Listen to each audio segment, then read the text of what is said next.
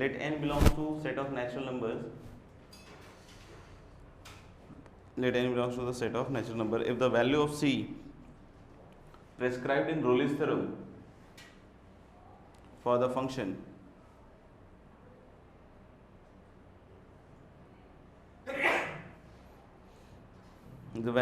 prescribed in Rolle's theorem for the function fx equals 2x into x minus 3 की power n on close 0 से close 3 is 3/4. On close 0 से close 3 is 3/4. Then find n. तो मेरे ख्याल से कुछ खास तो नहीं है. पहला चीज़ देख लें, कंटिन्यूस है इस इंटरवल में. मेरा आंसर है हाँ. डिफरेंशिएबल है तो बिल्कुल होगा कि पॉलिनोमियल फंक्शन ही है, ठीक है ना. तो डिफरेंशिएबल एवरीवेयर, तो ओपन में भी हो गई. और f0 और f3 की वैल्यू कितनी आ रही है? 0. तो रोलिस थ्योरम के तीनों कंडीशन सेटिस्फाई कर रहा है, मतलब कंक्लूजन होना पड़ेगा क्या कि डैश किसी ना किसी पॉइंट पे इन बिटवीन 0 हो रहा होगा. तो इसका डैश कैलकुलेट करोगे तो 2 इंटू एक्स माइनस 3 की पावर n और प्लस क्या रहेगा 2x into n into x minus 3 की पावर n माइनस 1. तो जो प्रिस्क्राइब्ड c है वो कितना है 3/4. तो इसके अकॉर्डिंग f डैश 3/4 क्या होना पड़ेगा 0. तो जैसे इसको 0 करोगे तो मेरे ख्याल से 2 इंटू 3 माइनस 3/4 की पावर n माइनस 1 तो कॉमन आ जाएगा और अंदर क्या बनेगा 3/4 उल्टा लिख दिया शायद 3/4 माइनस 3 होगा नहीं. तो यहाँ पे क्या बचेगा 3/4 माइनस 3 और प्लस क्या बचेगा 2 इंटू 3/4 और इंटू कितना आएगा n, शायद ऐसा. This is equal to 0. तो ये दोनों तो नॉन जीरो टर्म्स है शायद. 2 तो कहाँ गया पता नहीं है क्या बोलते रहे. तो अच्छा चलो n इक्वल टू मेरे ख्याल से इसके बाद क्या आ जाएगा 3. इसको सॉल्व कर लो 0 से इक्वेट करें. नेक्स्ट क्वेश्चन पे आ रहे हैं.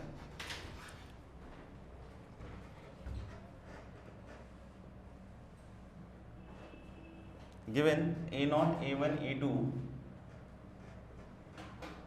till an, given a0 a1 a2 till an be real numbers satisfying, given a0 a1 a2 till an be real numbers satisfying the equation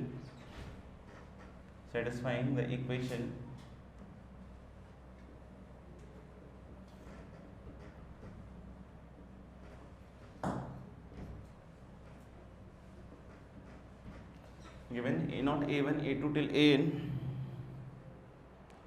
be real numbers satisfying the equation a0 upon n plus 1 plus a1 upon n plus a2 upon n minus 1 till an minus 1 upon 2 plus an equal to 0.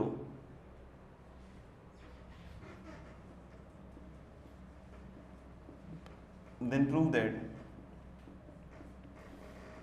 there exists at least one real x between belonging to open 0 to open 1. There exists at least one real x belonging to open 0 to open 1 such that a0 x की power n plus a1 x की power n minus 1 and so on till an equals to 0.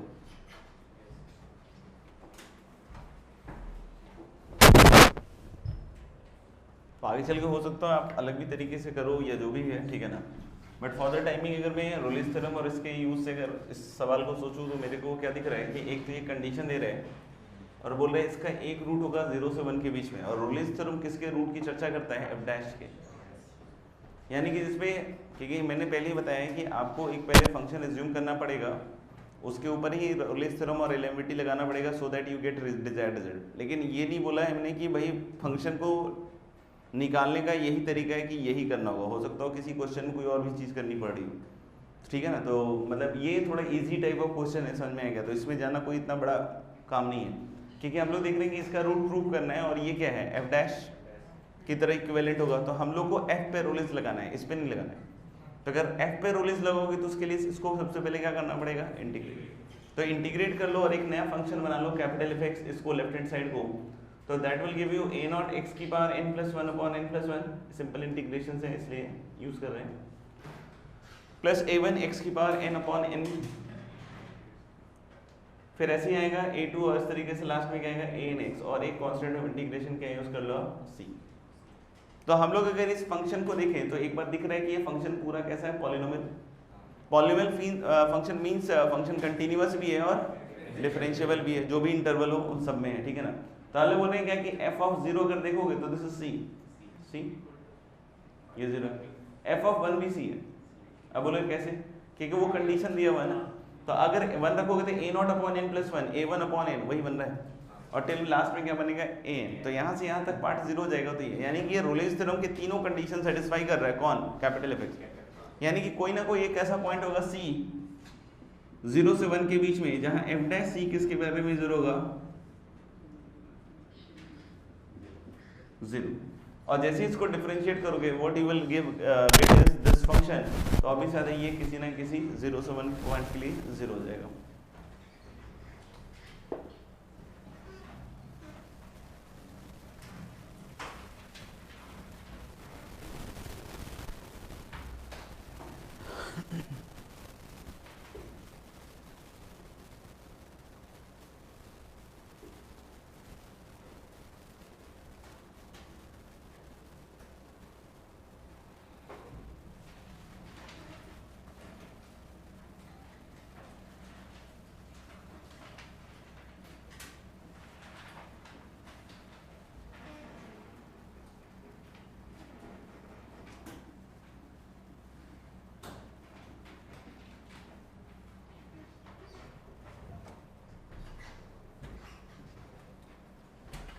ठीक है, next question is, अगर लिख लिया हो तो इधर, प्रूव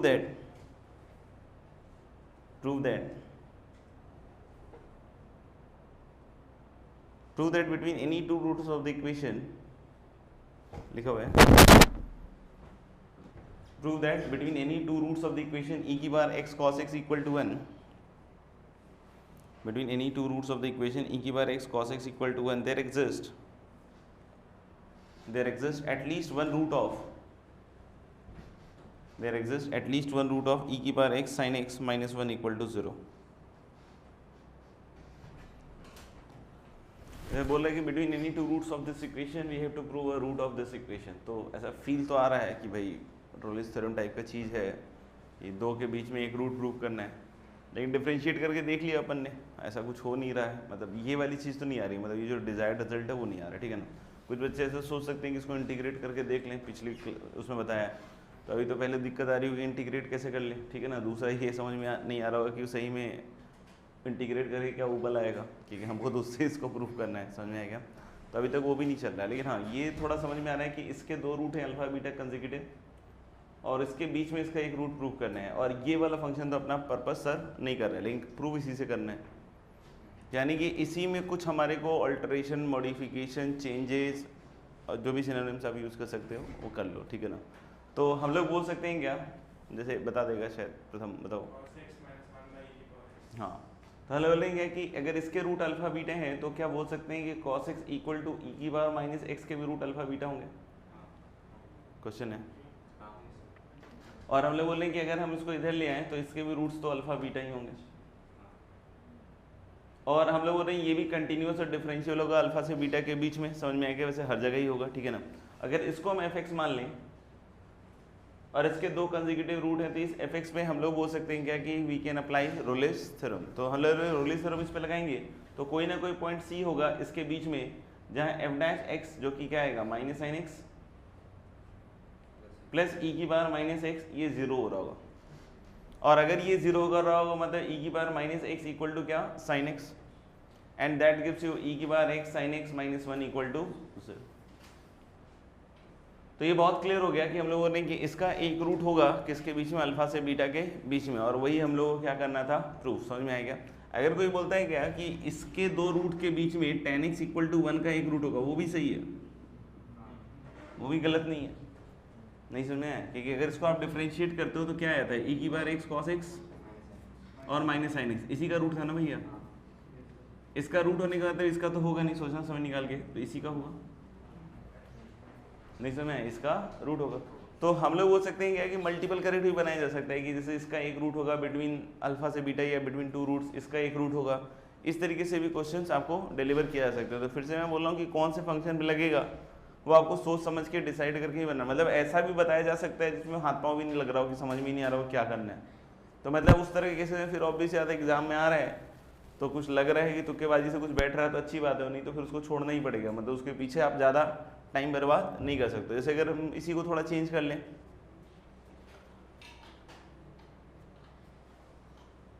जैसे इसके दो रूट हैं अल्फा एंड बीटा, तो इसके भी होंगे, क्या बोल रहे हो? नहीं, और हम लोग बोल रहे हैं क्या कि इसको डिफरेंशिएट कर दो एक बार, तो ये हो जाएगा ई की बार x square plus x type का, या ई की बार एक्स स्क्वायर ई की बार x cos x minus 1 into कितना 2x, और प्लस क्या आएगा ई की बार एक्स स्क्वायर, और इसका क्या आएगा ई की बार x cos x minus sine x. मतलब हो सकता है क्वेश्चन ऐसा पूछ जाए कि prove that between two roots of this equation there is a root of,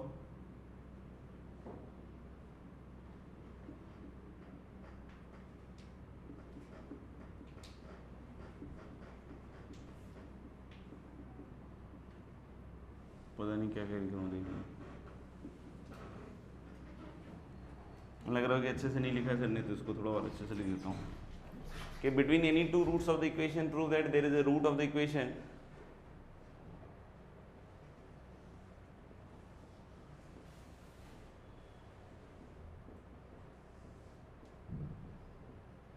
this.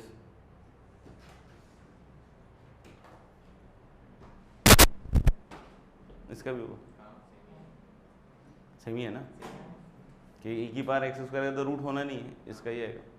तो मतलब किसी भी तरीके से आपको एंड रिजल्ट पूछा जा सकता है, समझ में आएगा। तो उसमें ऐसा नहीं कि अपन बिल्कुल वैसा हो जाएंगे, आ नहीं जाना चाहिए, वो तुम सोच पा रहे हो नहीं सोच पा रहे हो उसके ऊपर सब डिपेंड करता है, ठीक है। बाकी इस तरीके से कुछ भी लिया जा सकता है, एक फंक्शन जिससे मल्टीप्लाई करके नया फंक्शन भी बनाया जा सकता है, ठीक है ना। तो तैयार रहो सब चीज़ों के लिए।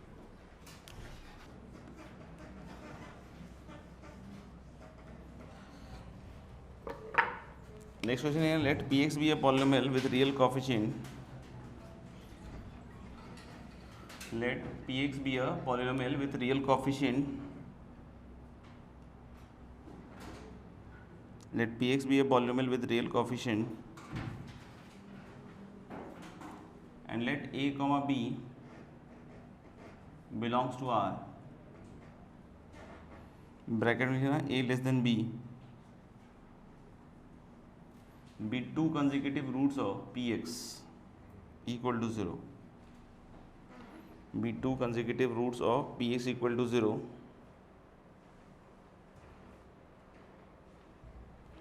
then prove that there exists c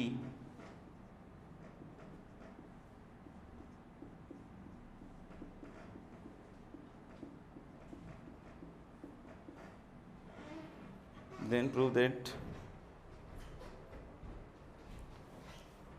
there exists c belonging to open A से open B such that there exists at least one C belonging to open A से, there exists C such that C belonging to open A to B, और उसके आगे लेना such that P dash C plus 100 PC equal to 0, P dash C plus 100 PC equal to 0।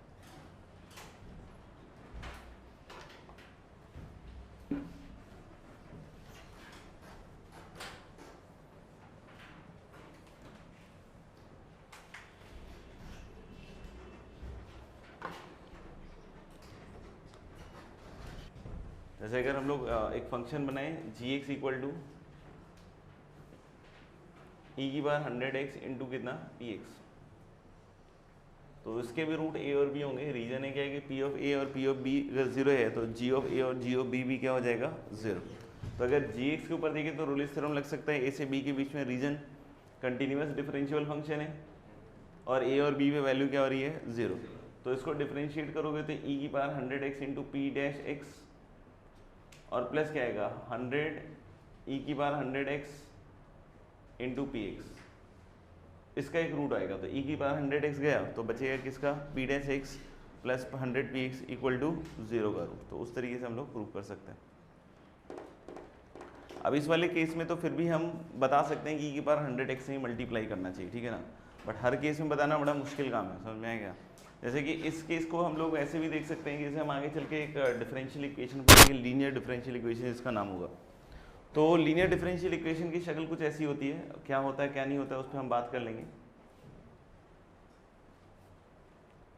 px की जगह कुछ और term use कर लेते हैं, मान लो rx into Y equals gx, ऐसा मान लो। इस चीज को हम लोग क्या बोलते हैं, this is called as linear differential equation, समझ में आएगा। जैसे इस तरह के डिफरेंशियल इक्वेशन को सॉल्व करने का मतलब होता है क्या कि you have to find y is a function of x which satisfies the equation, मतलब this is called as differential equation, ठीक है ना। और हम लोग बोल रहे हैं कि अगर ये इक्वेशन है तो उसका सॉल्यूशन का मतलब क्या हुआ कि y is a function of x निकालना जो इसको क्या करेगा, सेटिस्फाई।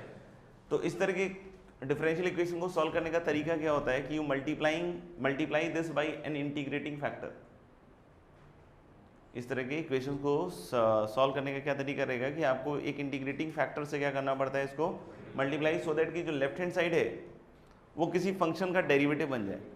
और हम लोगों ने इस क्रम में हम लोगों ने इंटीग्रेटिंग फैक्टर हम लोग क्या लेते हैं, ई की बार integral r x d x, क्या लेते हैं, ई की बार integral r x d x. इससे अगर मल्टीप्लाई करोगे तो लेफ्ट हैंड साइड डेरिवेटिव बन जाएगा एग्जैक्ट फंक्शन का।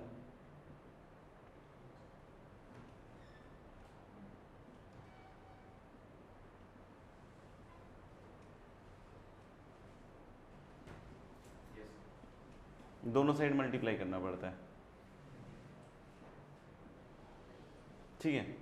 अब लोग इसका मल्टीप्लाई करने से फायदा क्या होगा, तो लेफ्ट हैंड साइड एक फंक्शन का डेरिवेटिव बन गया d upon d x of e की बार integral r x d x into y, and that is equal to this thing g x into e की बार integral r x d x. इसके बाद सुनना क्या हुआ, इसका डिफरेंशियल इक्वेशन अगर सॉल्व करना है आपको, ठीक है ना, अगर इंटरेस्ट वो है तो ये दिख रहा है कि डी ऑफ दिस बन जाएगा और ये डी एक्स इधर आ जाएगा, डिफरेंशियल जब इसका लिखोगे तो differential of this term is going to be this into D X. अब दोनों साइड इंटीग्रेट करोगे तो ये रह जाएगा इधर तो, और इधर एक फंक्शन ऑफ एक्स बन जाएगा और इसको आपको क्या करना पड़ेगा, इंटीग्रेट। तो you can find Y as a function of what, X. तो नॉर्मली जो हम लोग एक differential linear differential equation of इसका ऑर्डर भी बोलते हैं, छोड़ो उस पर नहीं जा रहे हैं, बट अगर इस तरह का कोई भी अगर लीनियर डिफरेंशियल इक्वेशन है तो उसको सॉल्व करने के लिए आपको क्या करना पड़ता है, किसी इंटीग्रेटिंग फैक्टर से क्या करना पड़ता है, मल्टीप्लाई, और उसके बाद फिर ये सॉल्यूशन होता है, ठीक है ना। तो अगर मैं इसको देखूं और इसको देखूं तो एक ही जैसा दिख रहा है मुझे, मतलब इसको देख के ऐसे ही लग रहा है कि किसी x इक्वल टू सी के लिए 0 हो रहा होगा, राइट। तो ये होगा, तो जो y है वो यहाँ पे p है, एक्चुअली जो y है वो यहाँ पे क्या है, p, और जो rx है वो 100 है, नहीं समझ में आया। और हमारा भी यही डिमांड था कि हम एक ऐसा फंक्शन बनाएं जिसके डेरिवेटिव से ये बन जाए, यही तो डिमांड था। तो हम वहां भी तो वही कर रहे हैं ना कि लेफ्ट हैंड साइड को क्या बना रहे हैं, एग्जैक्ट एक फंक्शन के डेरिवेटिव के फॉर्म में। यहाँ भी हम लोग वही चाहते हैं कि लेफ्ट हैंड साइड क्या बने, एग्जैक्ट किसी फंक्शन का डेरिवेटिव। और वो कब बनेगा, इधर वाला, जब हम इसको मल्टीप्लाई करेंगे किससे, ई की बार integral r x d x से, और यहाँ पे कौन सी चीज से मल्टीप्लाई करेंगे, ई की बार इंटीग्रल 100 dx से, समझ में आएगा। तो e की बार 100 dx मतलब इंटीग्रल तो 100x, उससे मल्टीप्लाई करोगे तो ये अपने आप क्या हो जाएगा, सेट। तो इस वाले केस में तो हम बता सकते हैं, समझ में आएगा, इसमें कोई इशू नहीं है।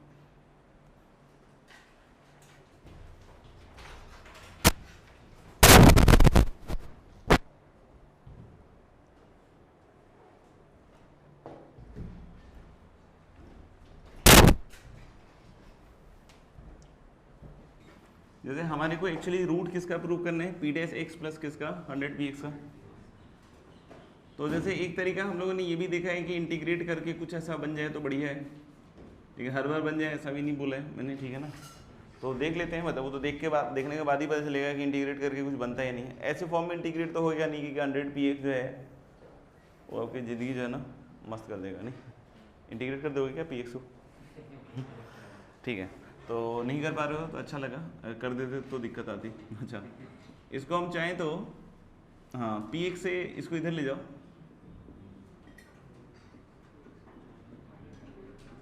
सही है, और P x is non zero मान के ही चलो, नहीं तो ज़ीरो मान के चला तो आ ही जाएगा, फिर तो जो भी प्रूव करना है फिर तो बचा ही क्या देश में। पी एक्स अगर जीरो है तो पी डैश भी जीरो होगा, तो इसमें पी डबल डैश भी लगा देना, वो भी जीरो होगा, सब होगा। तो इससे अगर डिवाइड करके अगर हम इंटीग्रेट कर दें, सही है क्या? तो इधर अगर आपको याद हो तो इसको टी मानोगे, जैसे ये वाला सिंबल पहले लगा देता हूँ, नहीं तो तुम लोग खुश नज़र आ रहे थे एक्चुअली अच्छा नहीं लग रहा था। अब देखो अपनी शक्लों से, -100 घबराए हुए लग रहे हो अच्छा है। तो इसको आप टी मानोगे तो ऊपर डी टी बदल जाएगा, तो इसका इंटीग्रल होता है ln mod t। ln क्या होगा? mod t, मतलब इसका इंटीग्रल क्या है? ln modulus of P x. समझ में आ गया? इधर क्या आएगा? -100x, तो इसको +100x और प्लस क्या कर दो? c, और इसको एक नया फंक्शन मान लेते हैं gx। यहाँ तक किसी को ऑब्जेक्शन है तो भी बता दो कि मॉड क्यों आया नहीं आया। ये ln mod x का भी डेरिवेटिव क्या होता है? 1/x, 1/mod x नहीं, 1/x। यहाँ तक क्लियर है सबको? देख लो एक बार। अब मैं रोलिस थ्योरम नहीं लगा रहा हूँ, अब मैं कॉमन सेंस लगा रहा हूँ। एक्चुअली रोलिस थ्योरम भी कॉमन सेंस ही है, सोच के देखना एक बार, समय मिले अगर कॉमन सेंस लगे तो। a और b में px 0 हो रहा है, तो ये तो डोमेन में ही नहीं रहेगा। अब a प्लस और b माइनस, a प्लस पे ये किधर जा रहा होगा? a प्लस पे px 0 की तरफ जा रहा होगा, मॉड लगने के बाद 0 प्लस, तो ln 0 प्लस कहाँ रह रहा होगा? -∞, और इधर कहाँ रहेगा? -∞। ठीक है, ये दोनों टुच्चे से टर्म्स हैं, तो इधर भी -∞, इधर भी -∞, और ये फंक्शन जो है बिल्कुल बढ़िया है, मतलब कंटिन्यूअस और डिफरेंशिएबल है। समझ में आएगा? बीच में और कहीं px 0 नहीं होगा, तो यानी कि फिर से कहीं -∞ तो नहीं जा रहा है, यानी कि पहले -∞ से ऊपर जाएगा, हो सकता है एक्स क्रॉस करके ऊपर जाए या नीचे से ही क्रॉस कर जाए, जहाँ से भी जो भी हो रहा होगा। समझ में आएगा? ये अल्टीमेटली फिर से एक बार -∞ जाएगा, यानी कि कहीं ना कहीं ये जो gx का डेरिवेटिव है वो बीच में क्या हो रहा होगा? 0। और जैसे ही gx का डेरिवेटिव बीच में 0 करोगे तो डिफरेंशिएट करते सीधा ही यही फंक्शन बन जाएगा आपका, ये वाला। समझ में आएगा? और उसका एलसीएम लोगे तो अपने आप ये वाला आ जाएगा कि this is going to be what? 0। तो इसमें हम रोलिस थ्योरम तो एग्जैक्टली नहीं बोल सकते हैं, क्योंकि इसमें f of a equal to f of b वाला पार्ट अच्छे से नहीं बोल सकते, क्योंकि दोनों वैल्यूज कहाँ जा रही है? -∞।